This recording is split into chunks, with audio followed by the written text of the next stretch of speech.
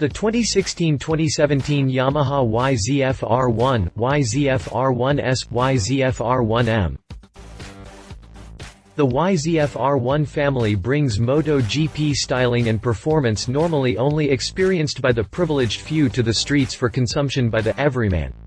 Blessed with DNA from the purpose-built YZF-R1M Mission 1 racebike, the R1 range comes with varying levels of race-tastic features, though all three siblings could be considered as racy as one could possibly need outside a closed-circuit course.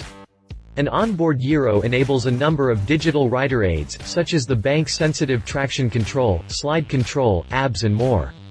Yamaha used its 4-cylinder, Crossplane Concept engine to power the R1 family, the same mill as the FZ10, MT10, just in a more track-oriented package. Sales in recent years have begun to shift away from the supersports as buyers began to favor naked, streetfighter bikes, and this M1-based trifecta represents a significant push into a waning market. Are they trying to reinvigorate the class, or just trying to grab what is left of that slice of the market? Time will tell. Meanwhile, let's check out what Yamaha did to bait the table. Continue reading for my review of the Yamaha YZF-R1, YZF-R1S, and YZF-R1M. Design. YZF-R1S.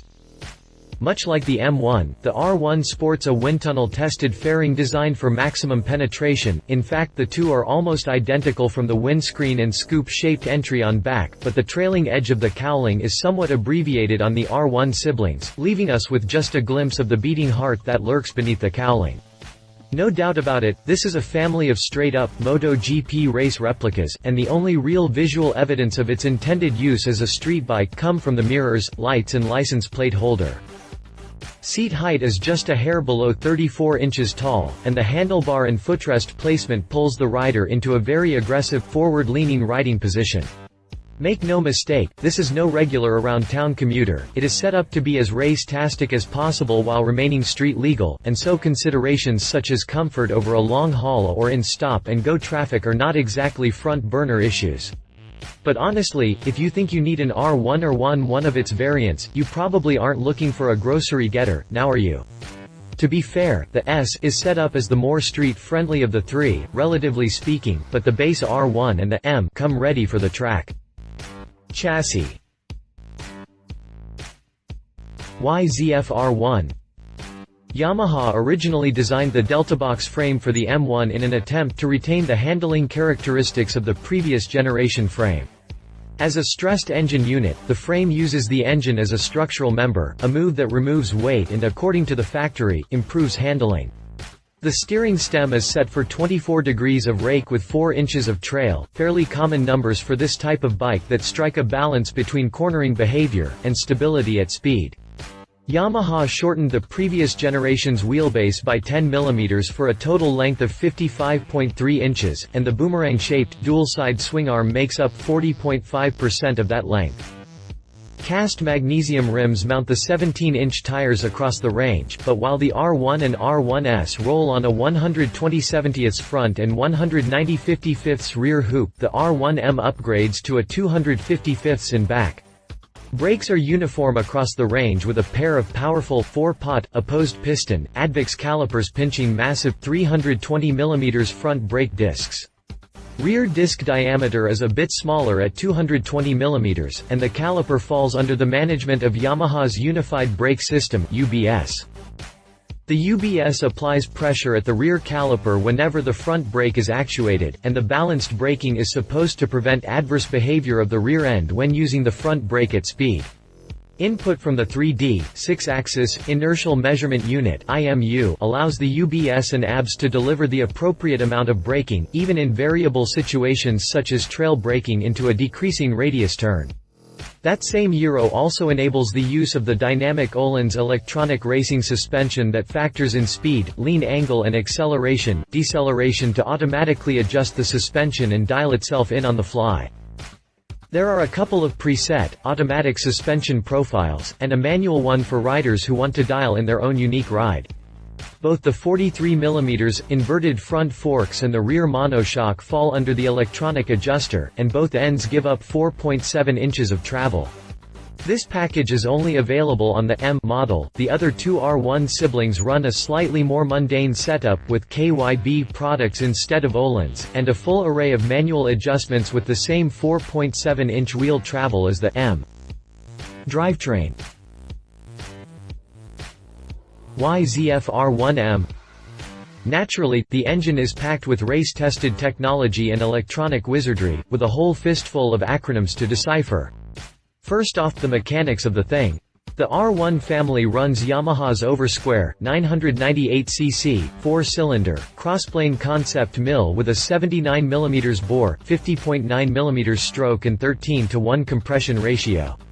This is a 1mm larger diameter and 1.1mm shorter stroke than the previous generation, and a slight bump in compression up from 12.7 to 1, all of which leaves us with a little more horsepower and a skosh less torque this year.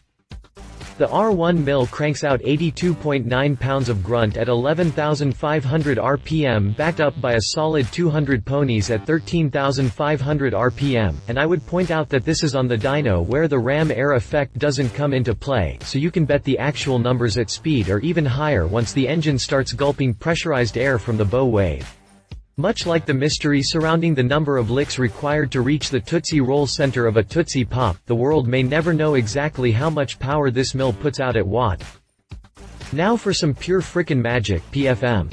A ride-by-wire throttle and the 6-axis IMU act as root systems for a number of nifty features across the range. A new power mode (PWR) function replaces the old D mode for variable throttle response curves in relation to grip position, and a lean angle sensitive traction control system (TCS) intervenes to prevent loss of traction on acceleration and in corners.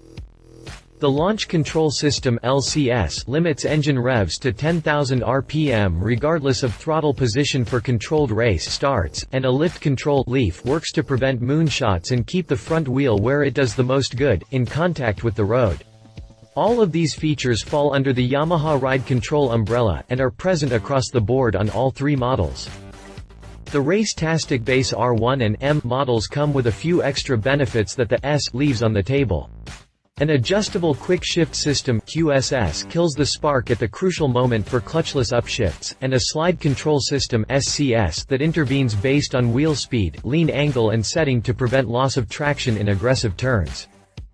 Available only on the M is the communications control unit that uses GPS and Wi-Fi to record lap data for download, review and analysis. Like I said, PFMO plenty. A slipper clutch couples engine power to the 6-speed, stacked shaft transmission, and an O-ring chain makes the final connection to the rear wheel on all models. Price. YZF-R1. Prices across the range naturally reflect the varying levels of features. At the bottom we have the YZF-R1S in cerulean silver, rave for $14,999. In the middle is the R1 in Raven or Team Yamaha Blue for $16,499. Top slot goes to the YZF-R1M in carbon fiber liquid metal at $22,499, which is still not a bad price for a street-legal, liter superbike. Competitor. There aren't but a handful of street-legal production bikes like this in the world, and since the YZF-R1M represents Yamaha's top-of-the-line contribution to the supersport sector, I decided to go with a top-of-the-line model from one of the heaviest of European heavies, the BMW S1000RR, with all available bells and whistles tacked on. Let's see how it does. Looks are hardly worth mentioning here. These bikes are all about performance, and both are very much form follows function machines with little consideration paid to frivolous vanity. Well, that's not entirely true. The carbon fiber panels on the M serve as a high-tech, low-weight vanity pieces of sorts, at least if you are into that sort of thing. Personally, I like CF touches a lot. Suspension is more or less a wash with both bikes sporting inverted front forks and monoshocks under dynamic, automatic adjustment with 4.7 inches of travel across the board. Both also sport race-oriented ABS systems, but the R1M alone offers a UBS feature. Slight advantage to Yamaha. Engines are neck and neck in the displacement category, with the R1 surrendering just a single cube to the 999cc Beamer mill. Both run water-cooled, inline, 4-cylinder engines with 4-valve heads, and both run ride-by-wire throttles with an alphabet soup of engine management acronyms on board. Rider modes, assisted shifts and traction control are consistent across the board, though the R1M does seem to offer a little more flexibility in the tuning department. Differences in the performance numbers are also negligible, with Yamaha turning in 200 ponies and 82.9 pounds versus 199 ponies and 83 pounds of grunt from BMW. The takeaway here is, these are both stupid fast bikes, and 1 horsepower here or a fraction of 1 pound-foot of torque there will not make much difference in a contest between the two. It will come down to skill. So far the tuning fork company has made a pretty good showing, and these two bikes are in a dead heat with Yamaha ahead by a nose. Too bad it falls behind right at the last turn, way behind.